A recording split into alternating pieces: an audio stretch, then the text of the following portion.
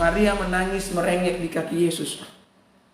Ya, Yesus berkata kepada Maria, di mana kalian menguburkannya? Maksudnya Lazarus.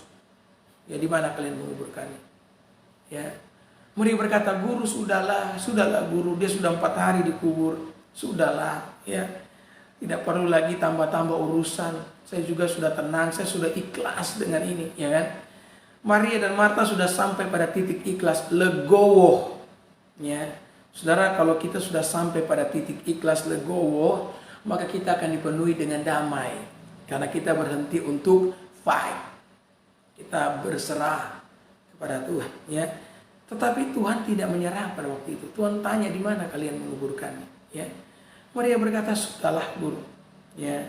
Saudara, ketika kita mengalami kegagalan di dalam kehidupan ini, kita berusaha untuk menggali lubang dan menguburkan kegagalan kita, dan kita tidak ingin lagi mencoba untuk mengingat semuanya itu. Kenapa? Karena mengingat kegagalan yang pernah terjadi itu sepertinya membuka luka lama, ya, yang seharusnya sudah kita lupakan.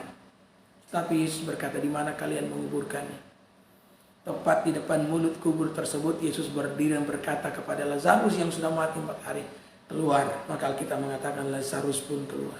Ya, tidak ada yang lebih kuat daripada Tuhan kita. Tuhan adalah Allah, ya, yang lebih kuat daripada siapapun dan apapun di dalam kehidupan ini. Ya, mari terus berharap kepada Tuhan.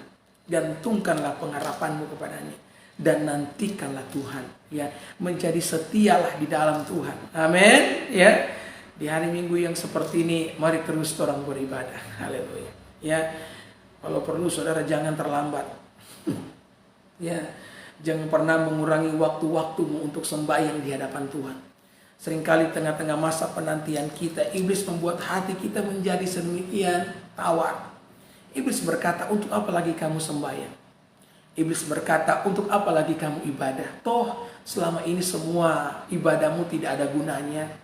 Tuhan tidak menjawab doamu, ya. Kemudian kita mulai meresapi semua kalimat-kalimat negatif tersebut dan membiarkan kalimat-kalimat itu mendikte kita, dan kemudian saudara kita mulai kehilangan semangat dan tidak lagi saudara-saudara menanti-nantikan Tuhan, ya. Saudara jangan biarkan hal itu terjadi, tetap nantikanlah Tuhan karena Dia Allah yang lebih kuat, ya. Maka kita mengatakan dalam 2 Tawarik 16 ayat 9, ini ayat yang terakhir, ya. Tuhan itu melimpahkan kekuatannya kepada siapa? Karena Dia kuat, Dia tidak hanya menyimpan kekuatannya untuk dirinya sendiri, Dia memberikan kekuatannya, saudara, kepada setiap kita agar kita mampu mengatasi masalah kita. Namun kita perlu melihat orang seperti apa, ya, yang mendapatkan kekuatan daripada Tuhan. 2 Tawarik pasal yang ke-16. Ini ayat yang sangat luar biasa. 2 Tawarik pasal 16. Di ayat yang ke-9, firman Tuhan, karena mata Tuhan menjelajah seluruh bumi dan melimpahkan kekuatannya kepada mereka yang bersungguh hati terhadap Dia. Ya. Jadi Tuhan melimpahkan kekuatan kepada siapa kata Alkitab? Kepada mereka yang bersungguh hati. Bersungguh hati itu yang bagaimana? Mereka yang tidak mau menyerah dengan keadaan, dengan situasi. Ibrani 11 ayat 6 mengatakan, barang siapa berpaling kepada Allah, ia harus percaya bahwa Allah itu ada. Dan Allah memberi upah bagi mereka yang bersungguh hati mencari Dia. Saudara, saya mengerti ketika kita berdoa, jangankan tidak berdoa, berdoa saja iblis itu bisa datang loh. Saya dulu mendengar orang ngomong, pendeta-pendeta Tuhan ngomong, katanya iblis tidak akan datang pada saat kita lagi berdoa, karena itu adalah waktu di mana kita akan bersekutu dengan Tuhan. Saudara tahu enggak, kita itu berdoa karena iblis seringkali datang kepada kita, ya kan? Jadi ketika engkau berdoa, kadang-kadang engkau juga akan mendapatkan sebuah halangan, tantangan. Yesus itu berdoa, bahkan bukan cuma berdoa, berpuasa 40 hari 40 malam. Puncak Dia berpuasa, justru pada puncak-puncaknya itu iblis datang. Saya pun mengalami itu ketika saya sementara sembahyang, ya, tersungkur di kaki Tuhan. Kadang-kadang taburan-taburan perkataan setan itu muncul dalam pikiran saya. Ya. Iblis berkata, apakah kamu tahu bahwa Tuhan itu ada? Kamu yakin kalau Tuhan itu ada? Ya. Kalaupun kamu yakin Tuhan itu ada, kamu yakin Tuhan mendengarkan doa-doamu. Kadang-kadang ini kalimat-kalimat sederhana yang tidak pernah saya pikirkan tahun-tahun yang lalu. Justru ketika saya mencari Tuhan dengan penuh kesungguhan, kalimat-kalimat ini ditaburkan di dalam pikiran saya, saudara-saudara. Ya. Dan iblis mulai menaburkan itu.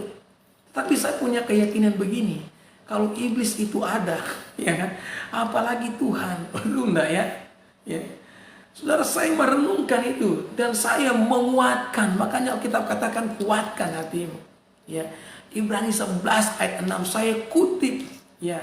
Barang siapa berpaling kepada Allah, artinya dia berpaling dari kekuatannya, dia menyerah dengan kekuatannya dan kemudian dia mulai mencari Tuhan untuk semua pergumulan yang sementara dijalani. Kalau engkau berpaling kepada Allah, maka engkau harus percaya bahwa Allah itu ada. Dan Allah memberi upah bagi mereka yang bersungguh hati mencari Dia. Ketika engkau bersungguh hati mencari Tuhan di dalam kehidupanmu, maka kita mengatakan Tuhan kasih upah di tengah-tengah kehidupan saudara. Ya. Maka mari angkat semua pergumulanmu di hadapannya dan mulai mempercayakan hidupmu kepadanya. Karena Dia Allah yang lebih kuat daripada semua pergumulan yang dapat engkau jalani di tengah-tengah kehidupan saudara. Amin.